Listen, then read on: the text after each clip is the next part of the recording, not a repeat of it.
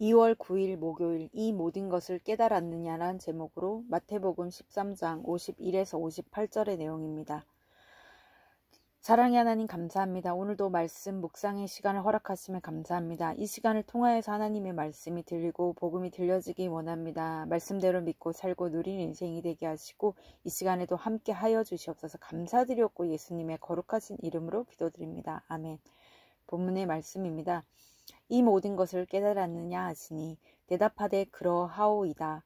예수께서 이르시되 그러므로 천국의 제자된 서기관마다 마치 새 것과 옛 것을 그 곳간에서 내오는 집주인과 같으니라. 예수께서 이 모든 비유를 마치신 후에 그곳을 떠나서 고향으로 돌아가사 그들의 회당에서 가르치시니 그들이 놀라 이르되 이 사람이 이 지혜와 이런 능력이 어디서 났느냐. 이는 그 목수의 아들이 아니냐.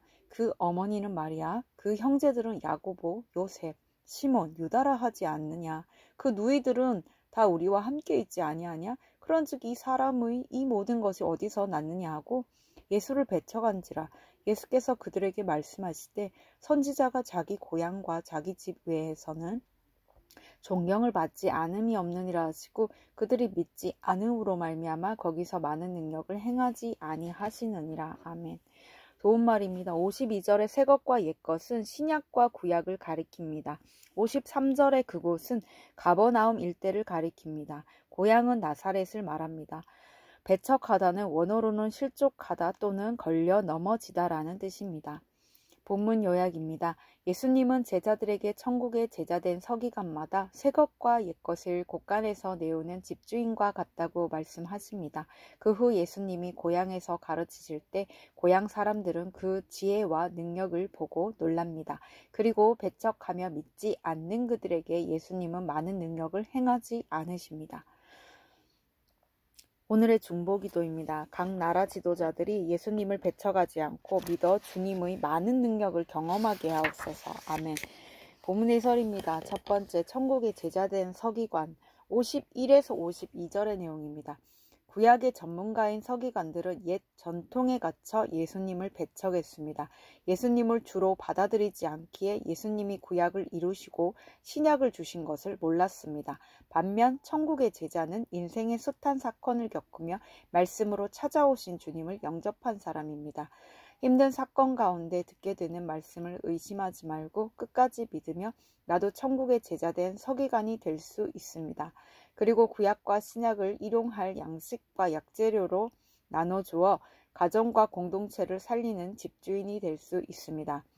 나는 예수님의 말씀을 얼마나 깨닫고 있습니까?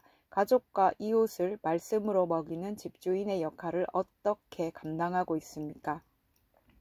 두 번째, 고향 사람들의 의심 53에서 56절의 내용입니다. 가버나움을 중심으로 갈릴리 해변에서 사역하신 예수님이 고향 나사렛으로 돌아오십니다.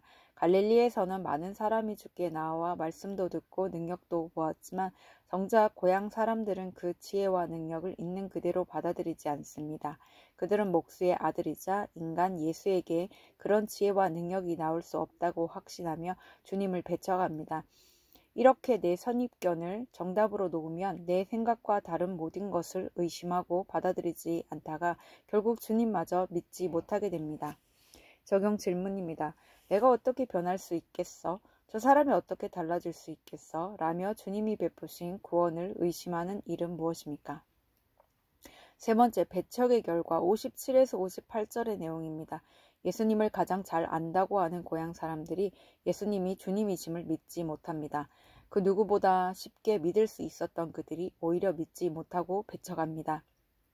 그 결과 그들은 예수님이 베푸시는 능력을 보지 못합니다. 이 기가 막힌 무시와 배척을 예수님이 먼저 당하셨기에 오늘날 이해할 수 없는 오해와 비난을 받는 나를 주님이 가장 잘 아시고 위로하십니다. 배척을 당하신 주님의 마음을 헤아리고 나를 위해 십자가 지신 주님을 의지할 때 어떤 힘든 자리에서도 굳게 설 수 있습니다. 적용 질문입니다. 주님이 베푸신 능력을 경험한 일은 무엇입니까? 그 은혜 위에 여전히 서 있습니까? 아니면 은혜를 잊고 실족해 있습니까? 오늘 기도하기는 제게 말씀을 듣고 깨닫는 지혜를 주셔서 구약과 신약의 모든 말씀을 가족과 이웃에게 약재료로 나눠주게 하옵소서. 제 고정관념을 버리고 주님이 저희 가운데 베푸시는 구원의 기적을 믿게 하옵소서. 오늘도 제 삶에 많은 능력을 행하실 주님을 믿사오니 저와 동행해 주옵소서. 아멘. 묵상 간증입니다. 날마다 회개하는 새것이란 제목으로 정유경님의 말씀 적용 글입니다. 저는 뉴욕에서 이혼 후 혼자 아들을 키우면서 비참한 상황 속에서 하나님을 믿게 되었습니다. 하지만 하나님이 주시는 위로와 사랑만 누리려 할 뿐 내 죄를 돌이키는 진정한 회개가 없었습니다.